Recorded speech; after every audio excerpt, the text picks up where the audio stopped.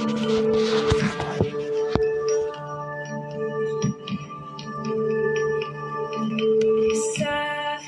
aux terres d'espérance,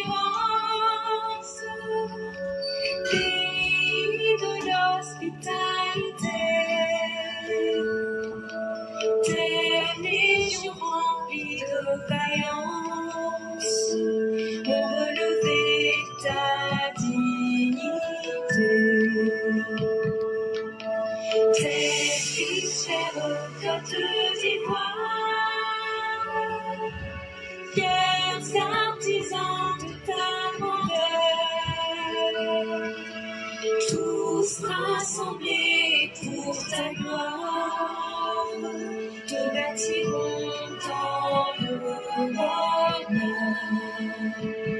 Fiers Ivoiriens, le pays nous appelle. Si nous avons dans la paix, l'amour, la liberté, notre devoir sera d'être un modèle de l'espérance promise à l'humanité. En forgeant unis dans la foi nouvelle, la patrie de la vraie fraternité. La patrie de la vraie fraternité. La patrie de la vraie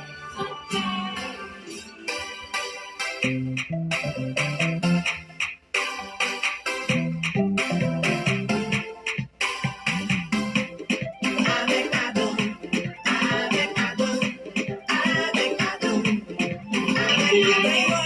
avec Bouna, avec Abidjan, Touba, Otiene, avec Ado, Henri Konan-Bédié. La Côte d'Ivoire avancerait, avec Ado, la Côte d'Ivoire qui gagnerait.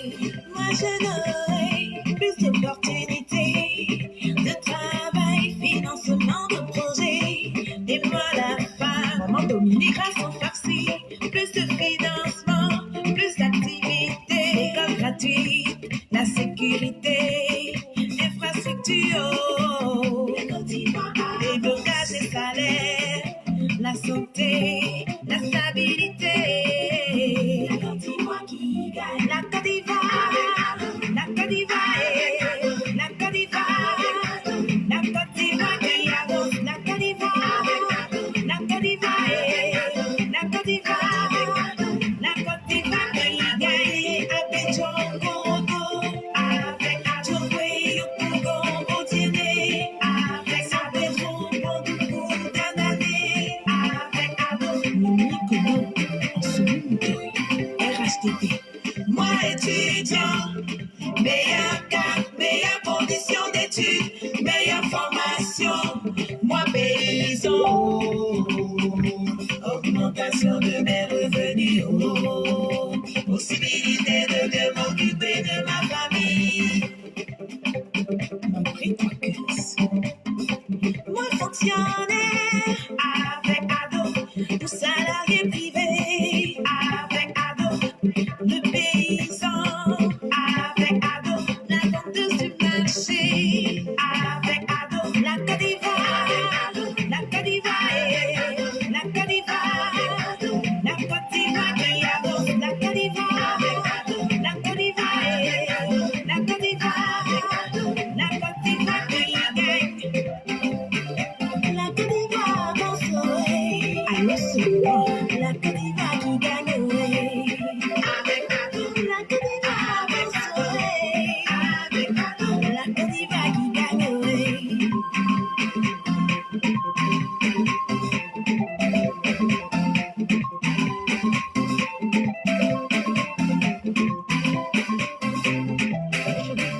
En Europe, qu'il soit français, allemand, américain, n'est pas élu par les Africains. Et il n'est pas élu pour veiller sur les intérêts des Africains. Les Africains doivent veiller sur leurs intérêts parce que ces chefs d'État sont élus pour veiller non seulement sur les intérêts de leur population, mais aller chercher ce qu'il y a de bien ailleurs pour amener à leur population. C'est de bonne guerre. C'est de bonne guerre qu'ils freinent notre développement si ça doit les aider à prendre nos richesses. C'est de bonne guerre pour eux d'aller négocier les meilleurs contrats à l'extérieur pour amener chez eux. Nous avons des richesses qui sont convoitées par les autres. C'est à nous d'être jaloux de nos intérêts. C'est pas aux autres d'être jaloux de nos intérêts. Il ne faut pas attendre qu'un président Macron soit là pour veiller sur les intérêts des Maliens ou des Gabonais ou des Togolais ou des Camerounais. C'est pas son rôle. Il n'est pas élu par eux et il n'est pas élu pour ça. Il est élu pour aller chercher le meilleur. Et si le meilleur est à l'extérieur, il doit aller prendre ça là-bas. Il ne faut pas s'attendre à ce qu'il y ait des contrats qui soient en faveur de tel ou tel parce qu'il nous est proche. Non. Non, c'est à nos dirigeants, c'est à nous d'être jaloux de nos intérêts. Donc la question pour moi ne se pose même pas lorsqu'on dit oui, l'Occident a pillé l'Afrique. Oui, et alors, où étions-nous pour veiller sur nos intérêts? En des temps immémoriaux, on aurait pu dire ça. En des temps où ils utilisaient la force, on aurait pu dire ça. Mais les principaux acteurs de ce pillage, c'est souvent nous. Les ministres qui vont signer ou les chefs d'État qui offrent des pans entiers de notre économie aux autres, ils sont africains, hein? Ils ne sont pas allemands, ils ne sont pas français. C'est nos propres frères. Et je pense que cette bataille ne doit pas être celle de dire on combat la France, on combat la Grande-Bretagne ou les États-Unis. Pour moi, c'est se tromper d'ennemis. Ils sont là pour ça. Et celui qui croit qu'il y a des amitiés se trompe. Je pense que c'est le général de Gaulle qui disait en off qu'il n'y a pas d'amitié entre les États. Il n'y a que des intérêts entre les États. Celui qui croit en l'amitié, il faut qu'il change de métier. Continuera d'être en paix. Gare à tous ceux qui pensent qu'ils peuvent déstabiliser notre pays. Gare aux prétentieux déstabilisateurs. Je serai très ferme. Je serai une grande ferme. C'est moi qui travaille à côté de ce monsieur. C'est-à-dire, Monsieur le Président,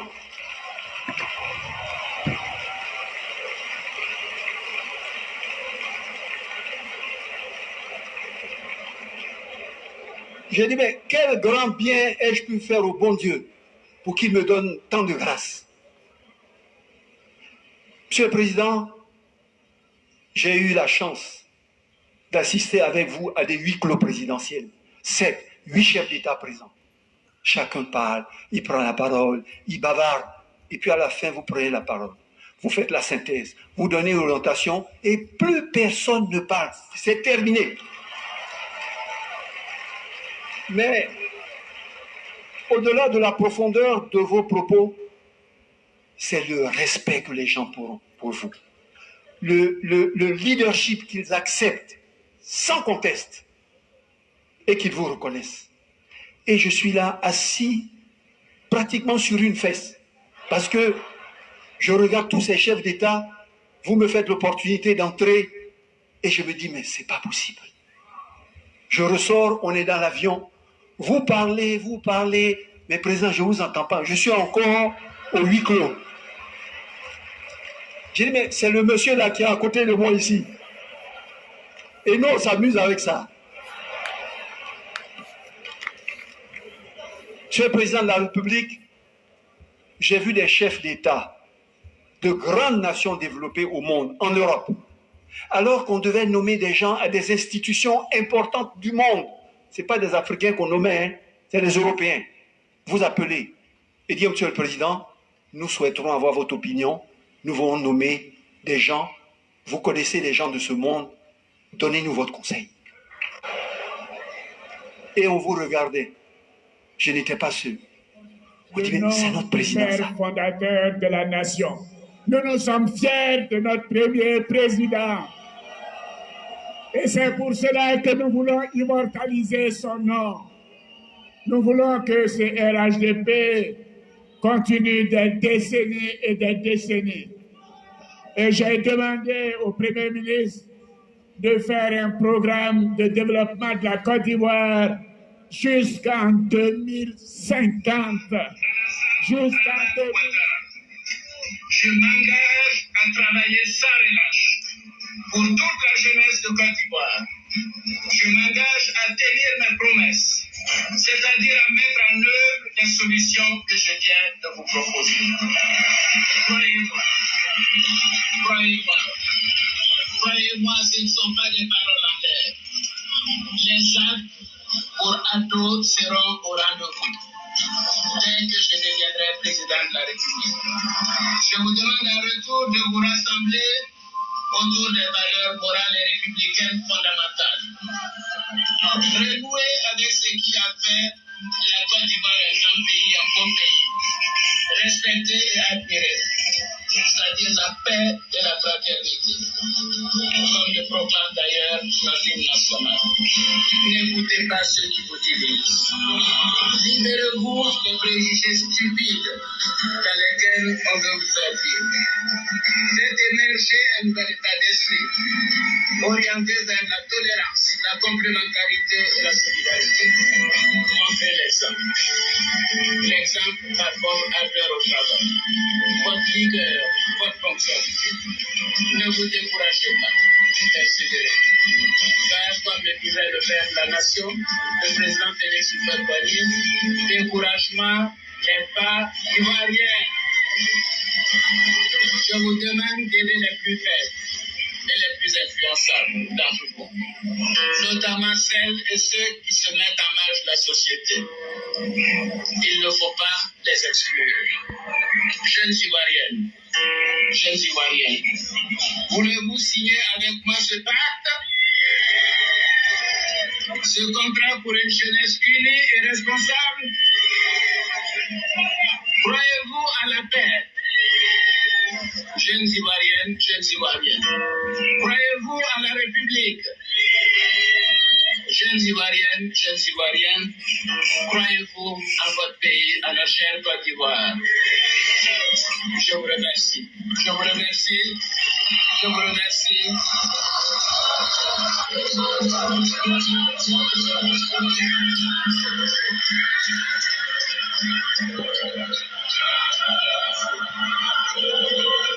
Vous êtes mes porte-paroles annoncées partout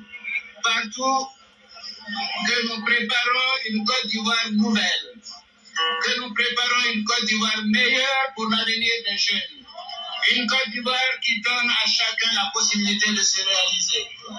Portez cette grande espérance que je nourris, celle de reconstruire un pays où les hommes et les femmes s'affirment comme des citoyens épanouis et ouverts aux autres, des artisans et la salle de la paix. Faites partager notre espérance et notre volonté de réussir. Dites à tout le monde que notre pays a des atouts et qu'avec vous la jeunesse, il va encore étonner l'Afrique et le monde. Rassurez vos amis, vos parents, vos familles, en leur expliquant que des solutions existent. À partir d'aujourd'hui, puisque nous sommes d'accord, puisque nous avons ce pacte, puisque nous nous sommes compris, considérez-vous comme la génération ado. Oui, il faut penser d'abord aux Ivoiriens et non pas à soi-même.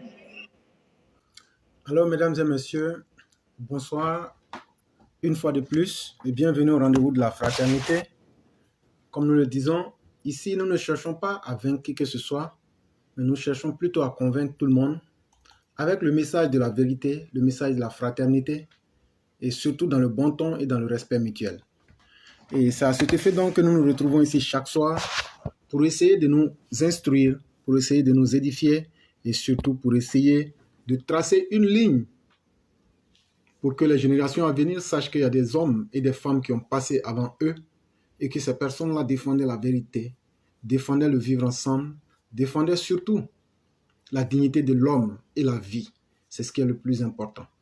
Nous commençons les sujets de ce jour avec la revue de la presse du 30 avril 2021. Il faut dire que la brigade de gendarmerie de la sous-préfecture de Gogoué, située à 32 km de Daloa, a été passée au feu par une horde de jeunes gens en colère. L'information est donnée par Soir Info qui titre « Force de sécurité ». Une brigade de gendarmerie attaquée et incendiée hier.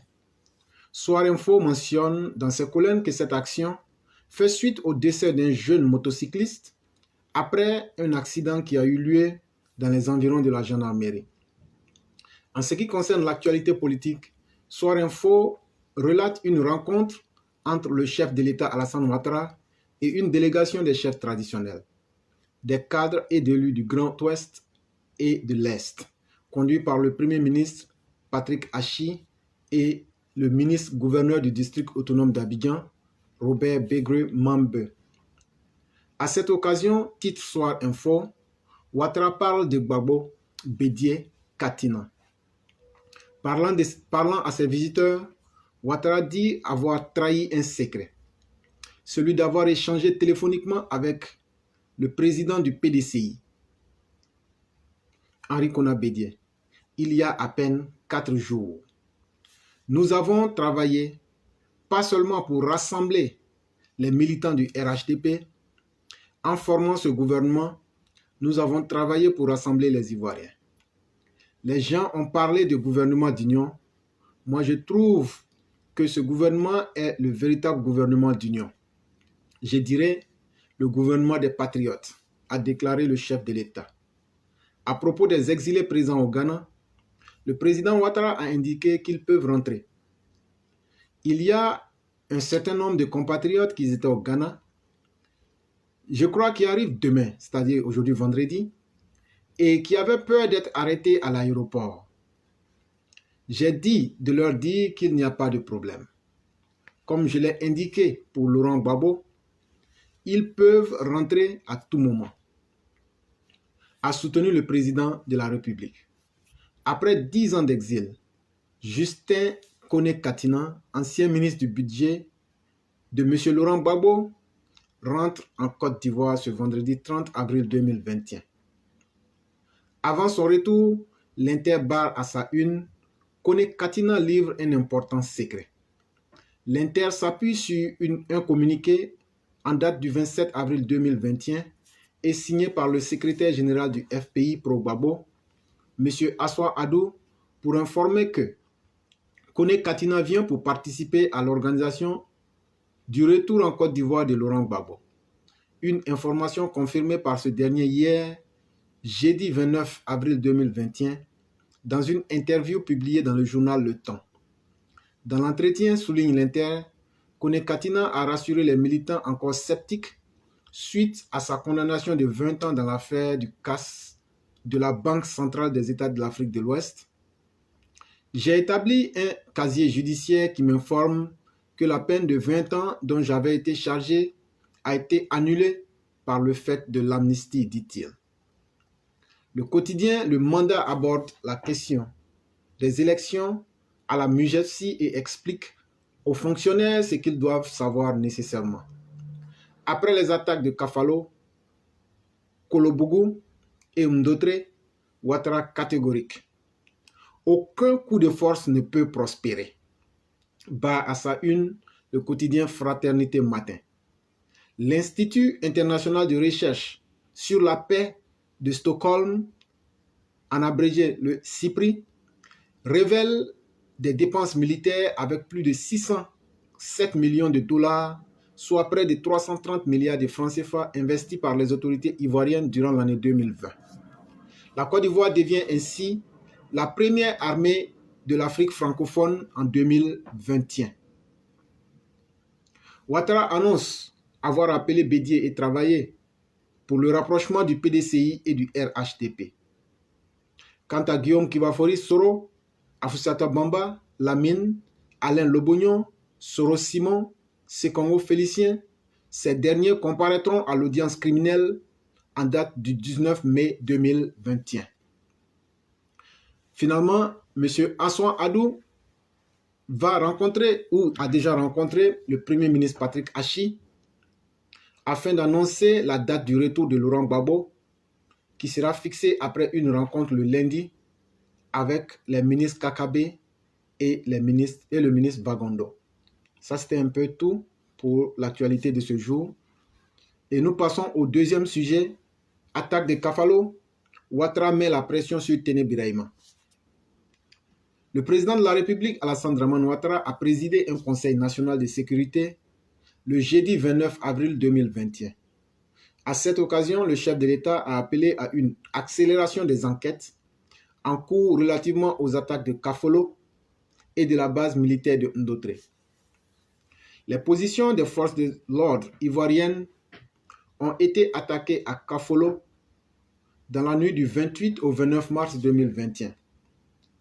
La base militaire de Ndotre, dans la commune d'Abobo, a également subi des assauts d'individus armés le 21 avril 2021. Selon le bilan établi par le gouvernement, 3 soldats ont perdu la vie dans les attaques de Kafolo et l'on dénombre plusieurs blessés. 17 autres personnes suspectées ont été interpellées par les autorités ivoiriennes. Au cours du Conseil national de sécurité le jeudi 29 avril 2021, le président de la République a fermement condamné ces attaques. Le président ivoirien a aussi félicité les forces de défense et de sécurité pour la riposte apportée, non sans les encourager à redoubler de vigilance.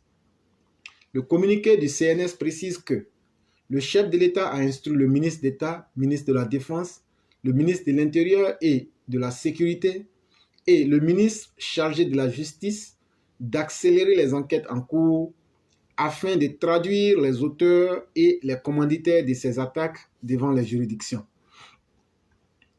Il faut savoir qu'au cours du Conseil national de sécurité, le ministre d'État, ministre de la Défense, Téné Birahima Ouattara, a fait une présentation sur les menaces sécuritaires et terroristes.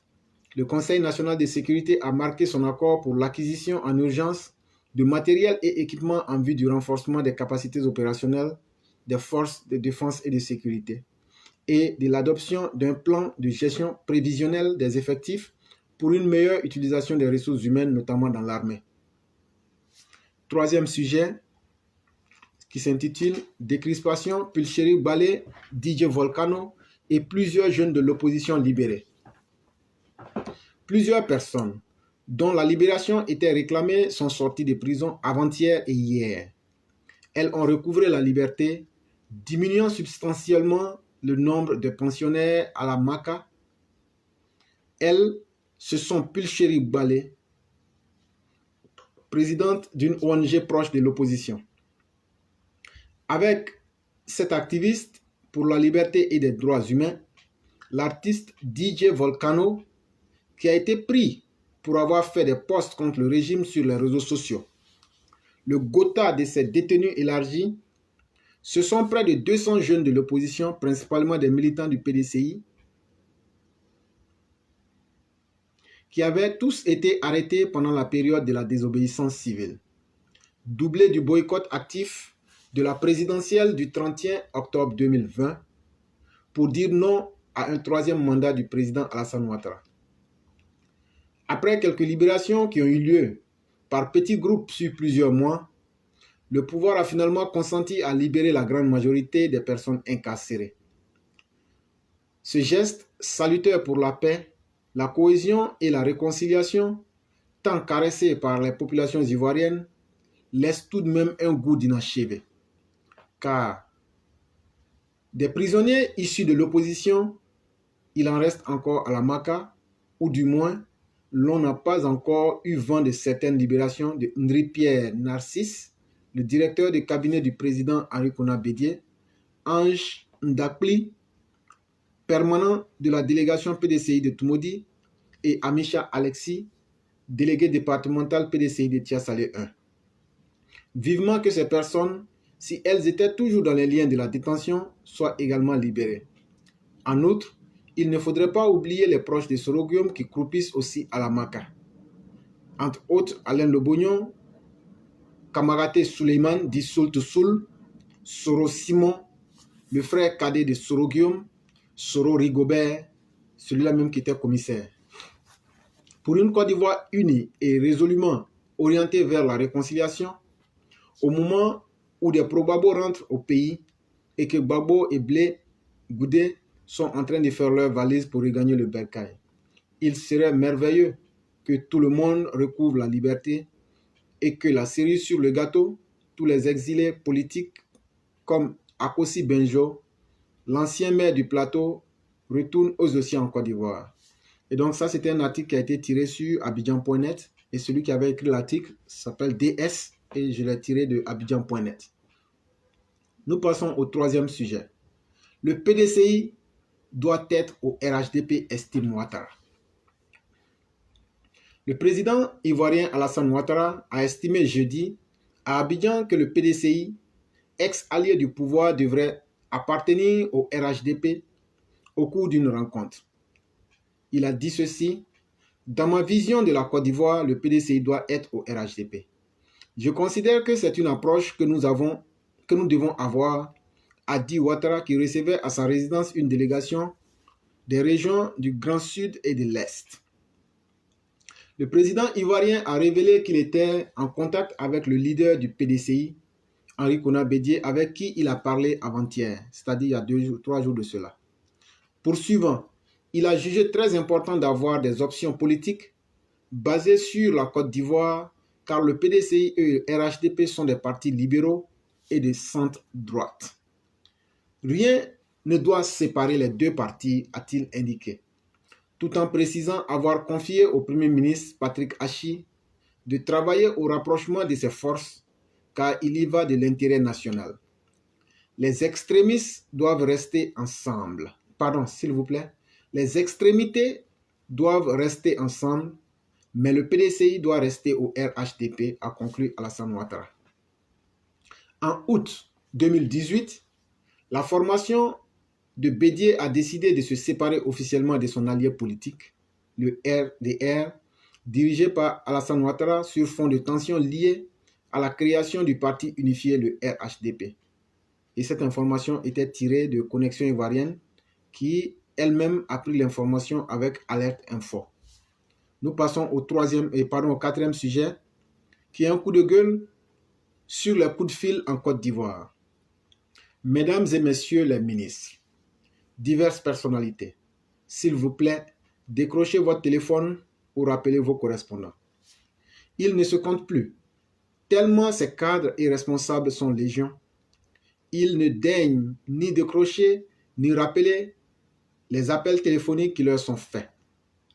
Très suffisants, sûrs d'eux-mêmes et dominateurs, ces messieurs et voire même ces dames n'ont ni la courtoisie ni le temps de rappeler leurs correspondants.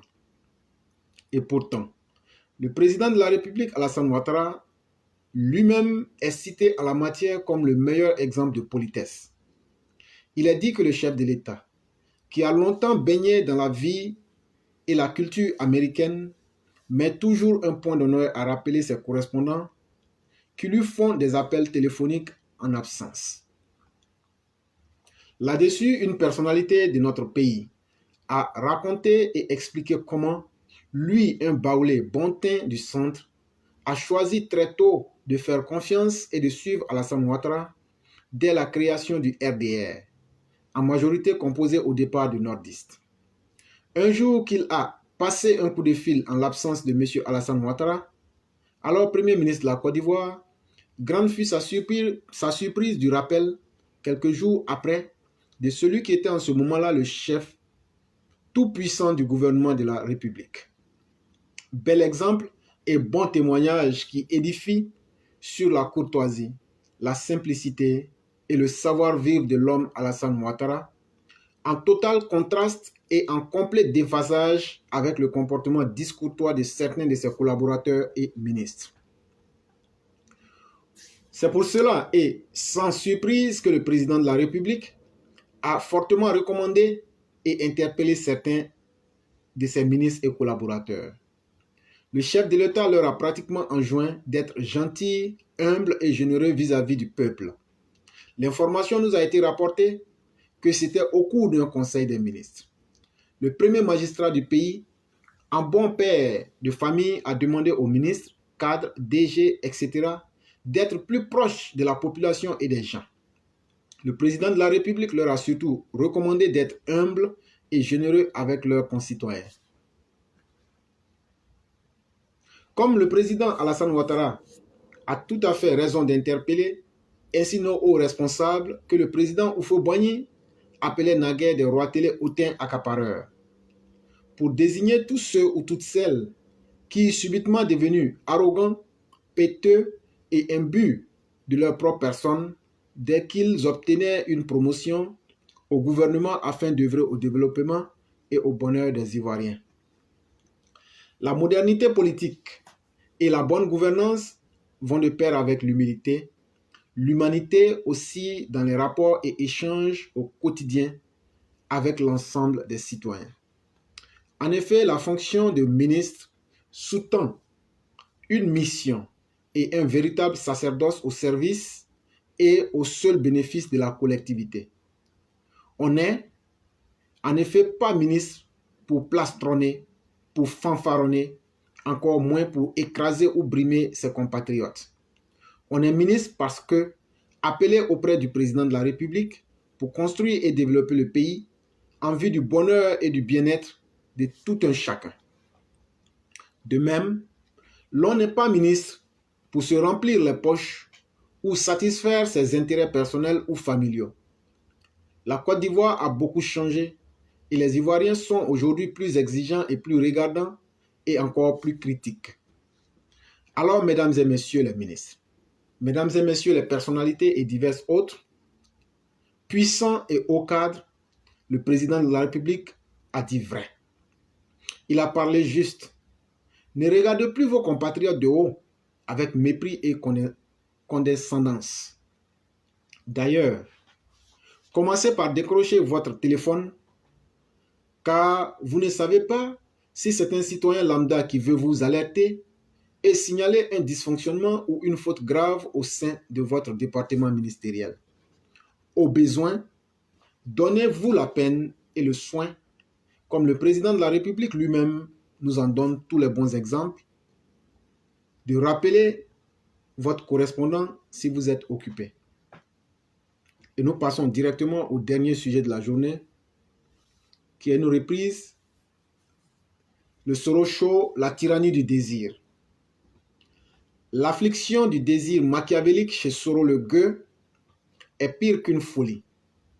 Dans son aliénation mentale,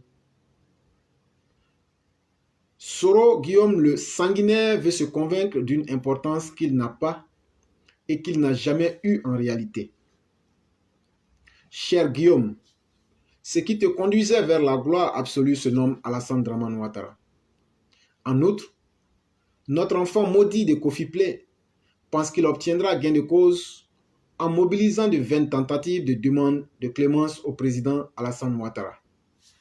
Soro, je sais que tu n'as pas la capacité de te raisonner, mais ne prends pas les autres pour des idiots. Tout le monde sait que c'est ton isolement, ta déchéance, ta vie de nomade fugitif que tu ne supportes plus, qui te conduit aujourd'hui à demander la miséricorde du président Alassane Dramane Ouattara. Tu n'es pas sincère et ta démarche est et restera vaine car tes intentions sont toxiques. Que pensais-tu obtenir de tes désirs malsains? Rien d'autre que la malédiction, le rejet de la communauté et ton bannissement. Tu espères encore pouvoir revenir au pays et te remettre dans le jeu politique. Mais dis-moi en vérité, penses-tu que tu as les compétences qui sont indispensables à la Côte d'Ivoire? Je pense bien que la réponse est non. Ta seule volonté est de revenir à tes désirs de violence, de meurtre et de traîtrise. Avouons-le tout net, le pays n'a pas besoin de tes tendances naturelles négatives. Te demander de te ressaisir sera trop exigé de toi. Mais je te donnerai ces conseils suivants. Apprends à respecter tes aînés. Apprends à être fidèle. Apprends à lutter pour une cause noble. Ainsi seras-tu un homme en progrès moral. Tu as raté ta chance en voulant mettre tes désirs au-dessus de la réalité et tu l'as appris à tes dépens en devenant un vulgaire individu avec une âme complètement abîmée. C'est uniquement dans l'école Ouattara que tu aurais atteint la gloire, mais hélas, tu as brûlé tes ailes avec la folie de tes désirs. Le bon sens nous recommande de ne jamais porter des chaussures qui sont plus grandes que nos pieds. Et donc, c'est l'éclaireur même qui avait écrit cet article. Et nous en avons fini totalement pour aujourd'hui. Chers auditeurs, je vous dis extrêmement merci de nous faire confiance chaque jour et de nous suivre avec beaucoup d'attention. C'est vraiment un grand plaisir pour nous. et nous vous disons merci. Et malheureusement, la ligne n'avait pas été encore libérée du fait que nous ne puissions pas communiquer par téléphone, c'est-à-dire sur Messenger. Et donc, ceux qui veulent appeler, ceux qui ont des questions, vous pouvez directement mettre vos questions et on va se faire fort de pouvoir vous donner les réponses que nous avons. Et si nous n'avons pas de réponse, on va aussi trouver en nous-mêmes l'humilité de dire la vérité en vous disant que nous n'avons pas les bonnes réponses. Donc, je vous dis extrêmement merci pour tous les efforts que vous faites, pour le partage que vous faites. Et il y a Mustapha Bamba qui dit « Bonsoir éclaireur, Tidi, le président Ouattara met la pression sur le ministre de la Défense. Peux-tu nous en dire autant ?» Oui. En fait, il lui a dit d'être beaucoup plus regardant au niveau de la sécurité et puis surtout de faire bouger beaucoup les enquêtes. C'est-à-dire qu'il y a eu, en moins d'un mois, il y a eu 2 différentes attaques. Les attaques de Kafalo, de Teini et de Kolobougou.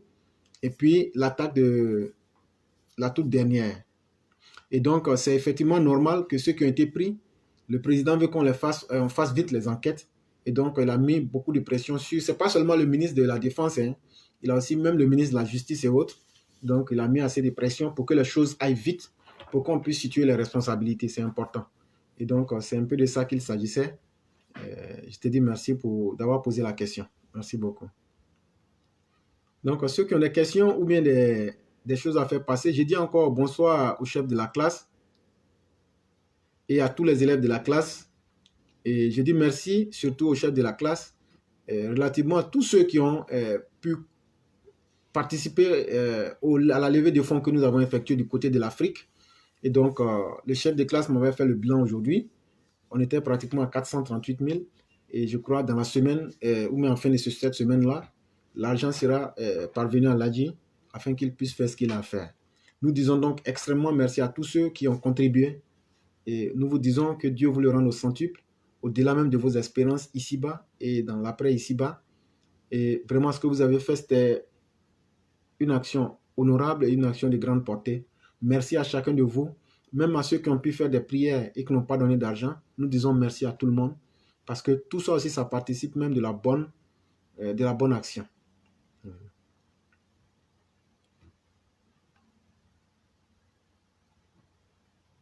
Et donc, on va attendre les questions et au fur et à mesure qu'on aura les questions, et il faut dire que ce sont les questions les plus importantes que je prends pour pouvoir édifier les auditeurs. Et donc, on va essayer de revoir s'il y a des questions qui sont vraiment bonnes. On va répondre à cela. Il y a encore Tino Thio qui nous dit « Quel enseignement tirons-nous du retour des exilés du Ghana ?» Effectivement, frère Timothée, c'est une très bonne question. L'enseignement que nous devons retirer peut se situer à plusieurs ordres. Voyez-vous, c'est d'abord l'enseignement le plus grand doit venir du côté même, comme je disais hier, de ceux qui sont rentrés au pays. En réalité, nul ne mérite d'être en dehors de son pays. Mais le premier enseignement que je retiens, c'est que si c'est le FPI qui avait pris le pouvoir ou bien qui avait eu le dessus, à l'instant où nous vous parlons, en ce 30 avril 2021, le premier enseignement, c'est que chacun de nous aurait été sous terre. Ça, c'est évident.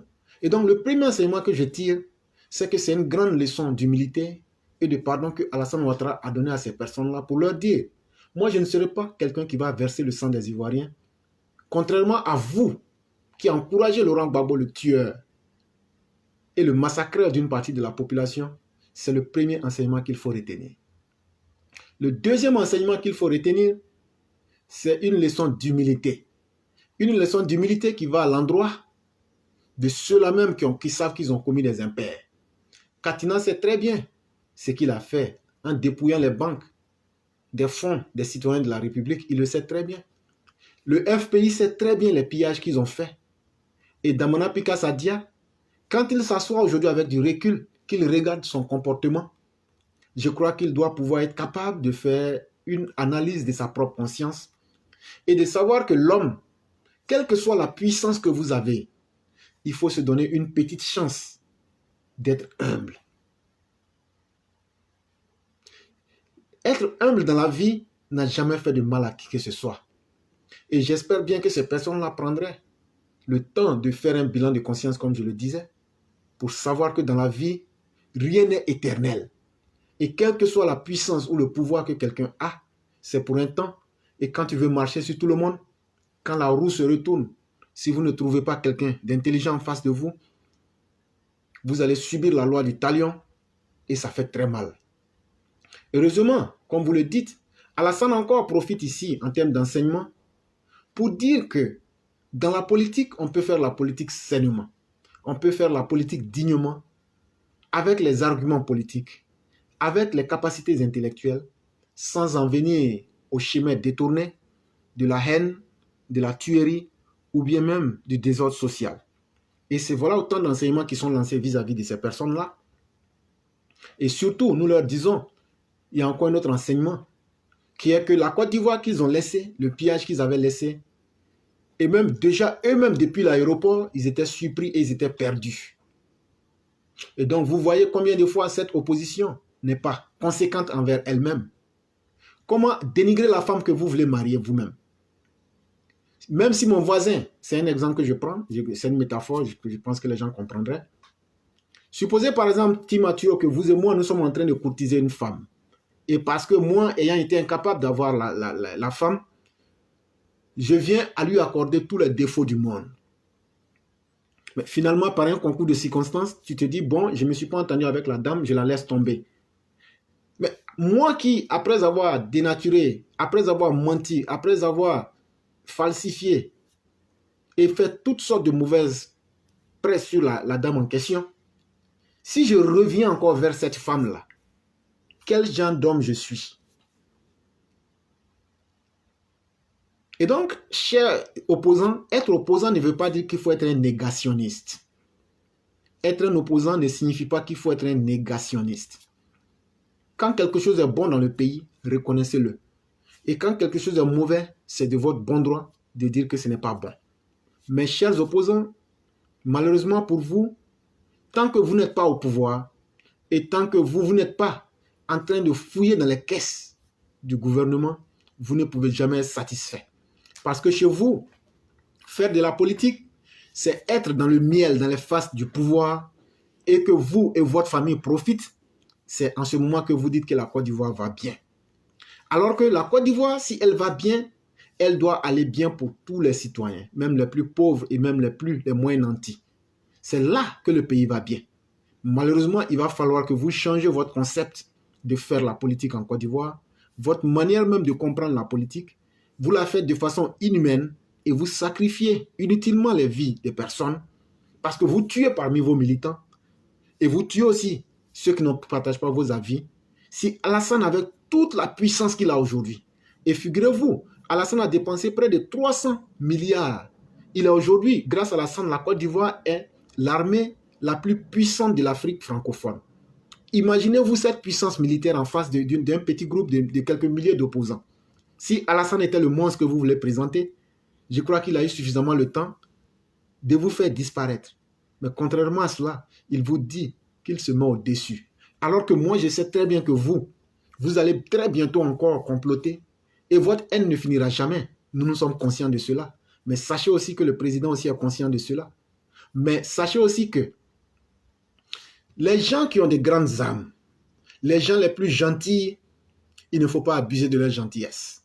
Vous êtes rentré en Côte d'Ivoire, faites tout pour ne pas abuser de la gentillesse du président. Faites tout pour ne pas abuser du silence des gens que vous avez frustrés. Vous savez très bien que vous avez commis de mauvaises choses. Et c'est ce qui vous avait fait sortir de la Côte d'Ivoire. Et donc, prenez le temps de savoir que le monde a beaucoup changé. Prenez le temps de comprendre qu'aujourd'hui, c'est un pouvoir qui est là pour tout le monde et qui est là pour la justice. Et que si vous vous mettez à reprendre les mêmes choses comme en avril 2011, vous allez le payer chèrement parce que la population est là et elle vous regarde. Et elle vous regarde de la manière la plus dure possible. Et donc, c'est ce que je pouvais dire un peu à cette question en termes de leçons que nous pouvions retenir du fait que ces opposants soient rentrés. Donc, nous continuons toujours. Il y a Zach Touré qui dit « À l'aéroport Félix Houphouët-Boigny, j'attendais. à la sortie de Katena et de Damana, des patriotes chantonnaient les mêmes chansons qui clairement nous rappellent la crise post-électorale de 2010 à 2011. Penses-tu que ces gens soient capables d'humilité et d'introspection? Je crois que c'est ce que je venais de répondre et j'avais dit non. J'avais dit non. Et c'est quelque chose qui est évident. Mais c'est là aussi qu'ils vont commettre leur erreur qui leur sera totalement fatale. Parce qu'aujourd'hui, en termes de violence, ils n'ont plus les escadrons de la mort, ils n'ont plus le GPP, ils n'ont plus les jeunes patriotes. Et aujourd'hui, l'armée est fortement républicaine. Et si ces personnes-là s'amusent à vouloir plastronner et à faire ce qu'ils ont l'habitude de faire, je crois qu'ils vont payer chèrement. Et ça sera le manque d'humilité et le manque de prise de conscience qui va leur causer cela.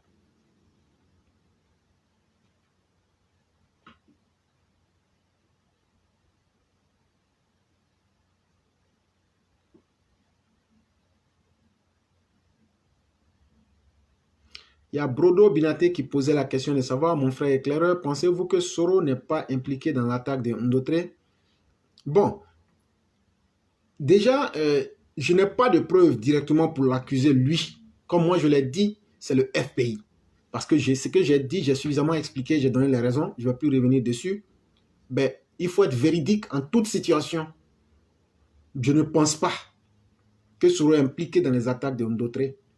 Je dis, c'est ce que je pense.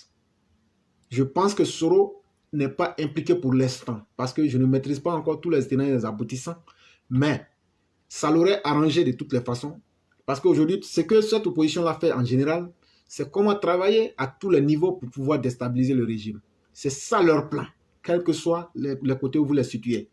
Ben, quand quelqu'un n'a pas commis quelque chose, il faut avoir l'honnêteté de le dire.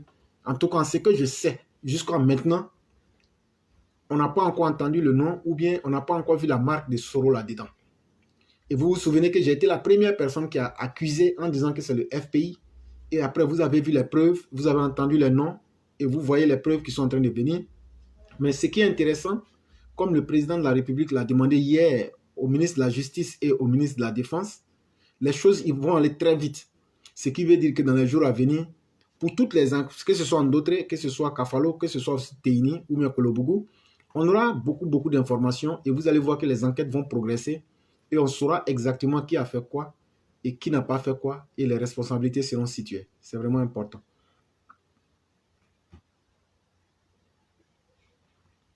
Il y a le chef de classe qui nous donne un peu une note d'humour ici en disant que l'éclaireur pro-vérité aime trop femmes, même dans la politique, tu prends exemple sur la femme.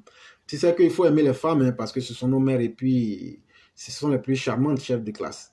Voilà, et puis bon, c'est elles qui font aussi le monde, donc il faut toujours parler d'elles parce qu'elles sont vraiment mignonnes et très importantes. Il faut qu'elles le sachent, c'est vraiment important.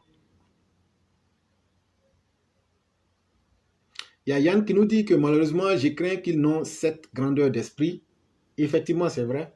Avec nos opposants, il ne faut rien espérer en bien. C'est malheureux et on aurait voulu qu'ils prennent conscience et qu'ils puissent grandir mentalement.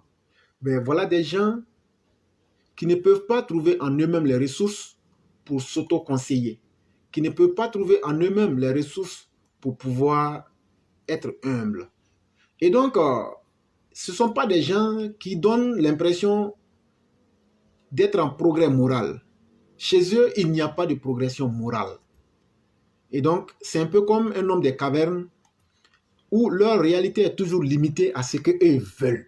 Voilà la réalité avec nos opposants. Ils sont tellement pris dans leur désir de vouloir quelque chose. Voilà, nous on veut être là pour le pouvoir, juste pour le pouvoir, ou on ne veut pas voir Ouattara. Voilà leur raisonnement. Et donc, avec ça, ce n'est pas un programme de campagne. Et ça n'apporte rien au peuple. Qu'est-ce que vous pouvez faire de différent que Ouattara n'a pas pu faire? C'est ce que nous attendons. Ou bien, qu'est-ce que vous pouvez faire qu'on n'a jamais vu en Côte d'Ivoire? Comme Ouattara est venu, il a révolutionné. Il a pris une Côte d'Ivoire qui était sortie de guerre et il a relancé le pays dans le 22e siècle. Est-ce que vous pouvez faire autant? C'est de ça qu'il s'agit et c'est ça qui est important.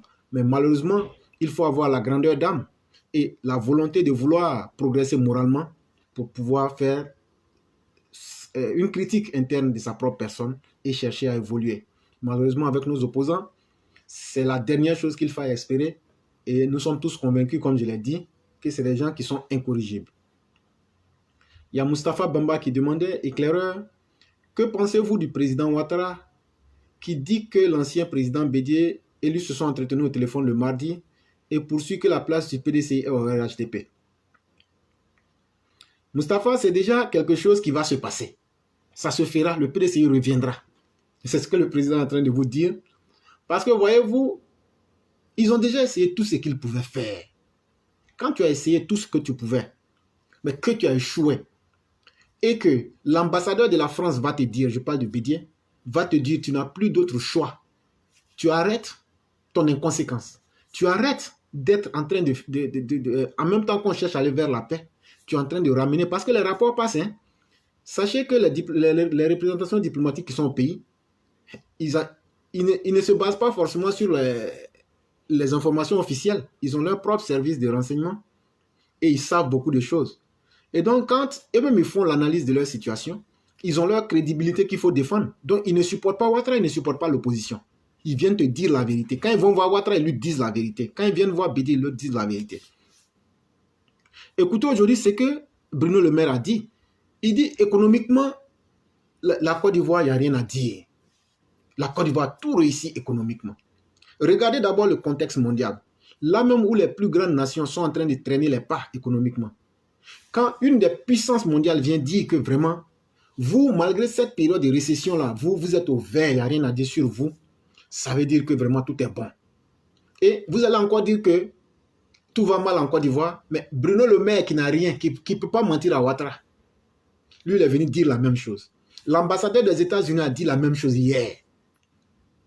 Et donc, pour revenir à ce que je disais, il y a une semaine, l'ambassadeur de la France va voir Bédié et il lui dit ceci. Écoute, tes tergiversations, tes petites manigances dans l'ombre, ça suffit. Il est temps même que tu prennes ta retraite de la politique. Et donc, ce n'est pas à discuter parce que tu as été source de trop d'inconséquences qui ont causé des conséquences dans ce pays. Et que quelques jours après, vous avez pu le voir, l'ambassadeur des États-Unis va pour lui dire la même chose, mais pas en tant que puissance colonisatrice seulement, mais en tant que puissance mondiale du bloc occidental, lui dire, tu as compris, c'est tous les Occidentaux qui te disent, ça suffit maintenant pour toi. Donc Bédié n'a plus en réalité d'autre choix. Mais ce qui est encore plus intéressant, c'est le conflit générationnel qui est au sein du PDCI. Et quand on avait fini la formation du gouvernement, je vous avais dit qu'il y avait 2 ans pour que le PDCI se casse. Et en réalité, si le PDCI veut survivre, revenir au RHDP est la seule condition qui va leur permettre de survivre. Parce que si le PDCI veut rester dans sa structure tribaliste comme Bédié vient de le faire récemment avec la nouvelle nomination, vous allez voir que tous ceux qui ne sont pas à Caen, Baoulé vont se retirer. Déjà même que tous les gens du Nord, quand il a tribalisé son parti, se sont plus ou moins retirés. Vous allez voir maintenant que la bonne fin des gens de l'Ouest vont se retirer. Et donc, il va rester maintenant un parti tribaliste Baoulé. Et vous allez voir que c'est un parti qui va mourir. Et les gens vont venir. Et les gens viennent constamment au RHDP. Et donc, de façon stratégique, si Bédié et le PDC ne veulent pas mourir, il est même important qu'ils reviennent au RHDP. C'est ce qui va permettre que le nom du PDC puisse exister, mais puis se fondre à l'intérieur du PDC, c'est important. Maintenant, ce que je peux dire au RHDP, quand ces personnes viendront, ayez le courage de leur dire qu'ils ne viennent pas en amis, ils viennent parce qu'ils sont désespérés. Ils viennent parce qu'ils veulent profiter du RHDP pour continuer à survivre. Et donc, donnez-les la place que vous voulez, mais ne les rendez pas puissants pour qu'ils puissent refaire la même chose qu'ils ont fait en 2018. Ne leur permettez pas qu'en 2024, ils aient l'opportunité de retourner la veste et de vous combattre après avoir pris des milliards avec vous pour payer des mercenaires, après vous avoir connus. Et donc, donnez-les des places où ils ne seront pas puissants au point d'être une menace pour l'avenir. Ça va faciliter la tâche pour 2024 et ça va leur permettre aussi de connaître leur place. C'est vraiment très important et c'est ce que je pouvais dire relativement à cette question. Il y a Abdoulaye Koulibaly qui dit « Bonsoir éclaireur, je suis d'accord avec votre analyse sur le retour des exilés ghanéens, mais mon inquiétude se situe toujours au niveau de l'impunité en Côte d'Ivoire parce que si la justice n'interpelle pas ces deux-là pour répondre de leurs actes, L'impunité va toujours continuer dans notre pays et j'ai mal parce que, en vous écoutant depuis la création de votre page, vous avez toujours insisté sur la fin de l'impunité en Côte d'Ivoire. Effectivement, frère, c'est ce que je dis. Et donc, voyez-vous, la justice se retrouve dans un problème cornélien. Où, au nom de la politique, Katina a dit quelque chose, je ne sais pas si c'est vrai, parce que c'est des gens qui ne sont pas toujours dans le vrai. Il dit comme ça que son casier judiciaire a été blanchi concernant le braquage de la BCAO et autres choses. Je ne sais pas si cela est vrai ou faux, mais encore faut-il qu'on vérifie tout cela. Et donc, on ne peut pas forcément se baser sur la parole d'un criminel pour dire que ce qu'il a dit est vrai. Mais si c'est vrai, on doit d'abord savoir quand est-ce que cette amnistie a eu lieu et comment elle a eu lieu. Parce que quand on vient décider certaines choses sur le dos des Ivoiriens et nous mettre devant le fait accompli, je crois que c'est un manque de respect pour les Ivoiriens, mais en même temps aussi, ça ne donne pas beaucoup d'espoir pour le futur. Parce que Katina sait très bien ce qu'il a fait. Damana Pika sait très bien ce qu'ils ont fait. C'est ce que vous connaissez, c'est ce qu'on dit. Mais c'est des gens qui ont participé activement à financer des mercenaires qui ont tué des Ivoiriens. Tout ça, c'est des choses qui sont sûres. Et si on veut passer tout ça de perte à profit, et que les gens qui ont subi ce mal-là doivent se taire parce que nous sommes moins puissants, ça amène à douter des lendemains parce que c'est comme si on avait donné carte blanche à ces personnes de reprendre ce qu'elles savent faire, c'est-à-dire déstabiliser, créer le chaos social. Et on demande aux victimes, une fois de plus, de rester à leur place parce qu'elles ne sont pas importantes et que la vie doit continuer et qu'on n'a pas besoin d'eux. Et donc, moi, la stratégie que j'ai trouvée pour éviter chaque fois de nous répéter, c'est ce que je vous ai dit. Laurent Gbagbo, on aura bientôt la date de sa venue. Et quand cette date-là sera arrivée, parce que quand on regarde aujourd'hui, si ce que Katina dit est vrai, ça veut dire qu'on a pris les victimes que nous sommes, on nous a dit, vous n'avez pas le droit de citer, vous n'avez pas le droit de parler. Nous, le gouvernement, on a blanchi et il passe à autre chose et la vie doit continuer. Voilà la réaction qu'on a et c'est frustrant. Et si on n'arrive pas à faire la justice avec ce régime de M. Ouattara, ça sera définitivement fini de la justice. Il faut qu'on fasse beaucoup attention, chers gouvernants. M. Ouattara l'a dit que la justice sera implacable et il a encore demandé que les enquêtes avancent vite. Mais cela n'exclut pas aussi certaines formes de crimes qui ont été commis antérieurement.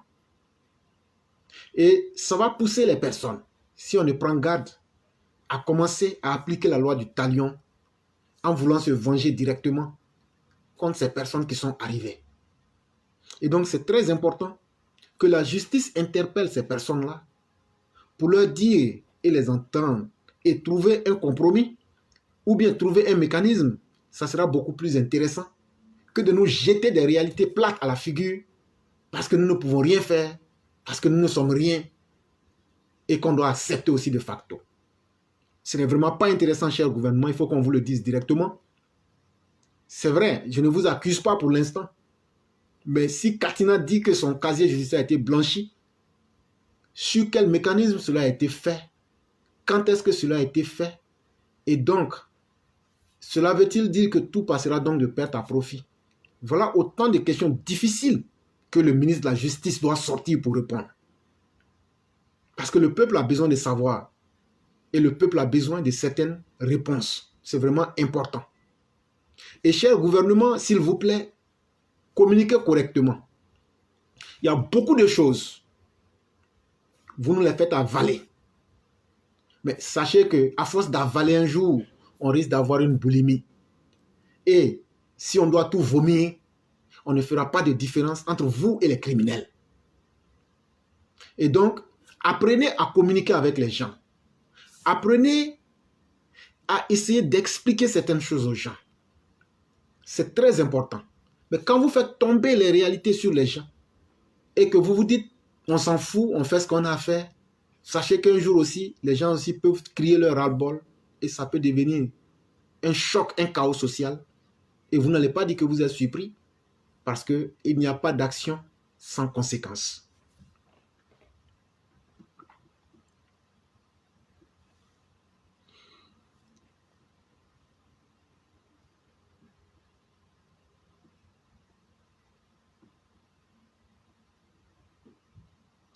Il y a Abou Sissé qui dit, voilà pourquoi je félicite le président béninois. Il dit tolérance zéro, pas d'amnistie pour qui que ce soit. Sachez aussi que les pays ne sont pas les mêmes et les configurations et les réalités ne sont pas les mêmes. Et on vient de m'informer que la page est revenue. Et donc, Dieu merci, nous allons permettre, je vais allumer et permettre aux gens de poser des questions. Ça sera encore plus intéressant comme ça. Et je dis merci à notre technicien qui veille au grain. Il me dit de ne pas dire son nom. Mais je dis frère, merci beaucoup pour tout ce que tu fais parce que tu nous apportes beaucoup. Et donc, chers auditeurs, c'est à notre plus grande joie que notre page soit revenue. Et donc, on pourra communiquer directement et vous pourrez appeler d'ici quelques secondes. Je vous dis vraiment merci de toute la marque de confiance que vous nous apportez. Et c'est toujours notre plaisir. Et c'est une grande joie que notre page soit revenue. Et donc, chers auditeurs, comme je disais, les pays ne sont pas les mêmes. Quand vous prenez le contexte du Bénin et le contexte de la Côte d'Ivoire, il n'y a pas de xénophobie au Bénin. Alors qu'en Côte d'Ivoire, les politiciens ont créé la xénophobie et beaucoup d'autres formes de crimes. Et au nom de la politique, les gens même viennent faire le métier de la politique pour commettre toutes les formes de crimes possibles. Et donc, à un certain moment, il devient impératif de regarder la situation. Il y a eu aussi beaucoup de manipulations dans la situation de la Côte d'Ivoire. C'est difficile à le dire, mais il faut dire la vérité. Au FPI, tout le monde n'était pas forcément mauvais. Quand je dis mauvais, il y a des personnes qui n'aimaient pas ce que le régime FPI faisait, même s'ils sont rares. Il faut tenir compte de tous ces facteurs-là. Et donc, on ne peut pas tous les frapper avec un bois. Et c'est pourquoi quand je parle chaque fois, vous m'entendez dire, j'ai dit les gores et les radicaux. C'est ce que je dis toujours. Parce que dans la vie, il ne faut pas accuser quelqu'un de ce qu'il n'a pas fait. Mais ceux qui ont commis des crimes avérés, ces personnes-là, on ne devrait pas leur lancer des fleurs ou bien les accueillir comme des princes. Et c'est pourquoi moi je dis ceci. La meilleure manière pour nous de nous faire entendre, chers frères et sœurs et vous les victimes, continuez à vous apprêter.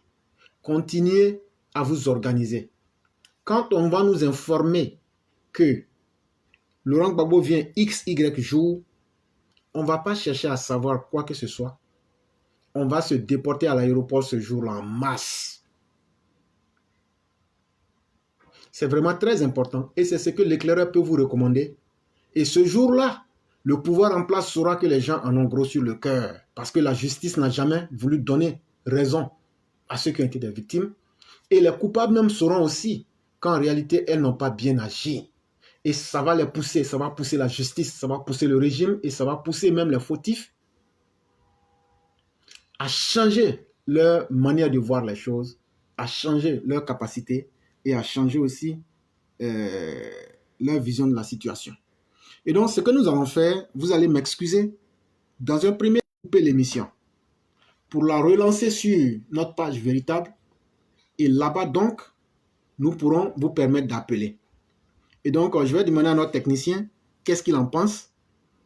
Si on peut couper l'émission et je la relance sur la page véritable et on pourra vous permettre de poser les questions.